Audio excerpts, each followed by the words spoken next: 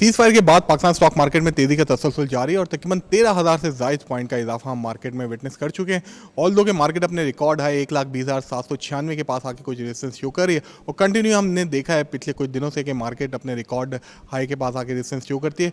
अच्छी चीज़ ये देखने में आ रही है कि मार्केट जहाँ डिप्स लेती है मार्केट के अंदर बाइंग देखने में आ रही है, खासतौर पर वैल्यू स्टॉक्स जिसमें ऑयल एंड गैस में बहुत अच्छी एक्टिविटीज़ देखने में आती है। फिर साथ साथ बैंकिंग स्टॉक्स जिन्होंने कंटिन्यू अच्छा परफॉर्म किया, रिकॉर्ड प्रॉफिट जनरेट किया।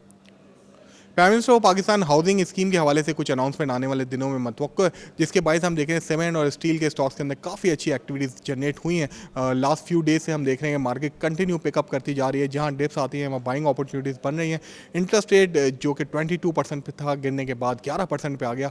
उसके बाद मार्केट के अंदर एक जान बनी है और हमारी इकॉनमी एक बार फिर पिकअप करने जा रही है। ख़ासतौर पर हम देख रहे हैं कार सेल्स में 12% के करीब इनक्रीज़ देखने में आया है और फिर उसके साथ साथ हमारी एक्सपोर्ट अमेरिका की तरफ बतदरीज बढ़ी है। गवर्नमेंट की मुस्बत पॉलिसीज़ की बायस, यहाँ टैरिफ के बायस पूरी दुनिया एक प्रॉब्लम की शिकार है और हम देख रहे हैं कि दुनिया भर की मीशतों में एक प्रेशर है, लेकिन पाकिस्तानी इकॉनमी फेवरेट साइड के ऊपर नज़र आ रही है। हमें नई अपॉर्चुनिटीज़ मिल रही हैं अमेरिका के अंदर, जहां हम अपनी एक्सपोर्ट बढ़ा सकते हैं। यही वजह है कि पाकिस्तान स्टॉक मार्केट में KC 100 इंडेक्स कंटिन्यू बेहतर परफॉर्म कर रहा है और आने वाले दिनों में अगर बजट के ऊपर अगर कोई प्रॉपर्ली काम होता है और नए हम अपनी ब्रॉड बेस करते हैं अपने रेवेन्यूज़ को और साथ साथ रेवेन्यू कलेक्शन बढ़ाने के साथ साथ IMF के एजेंडे पे चलते हैं तो मार्केट फर्दर वेलकम करेगी।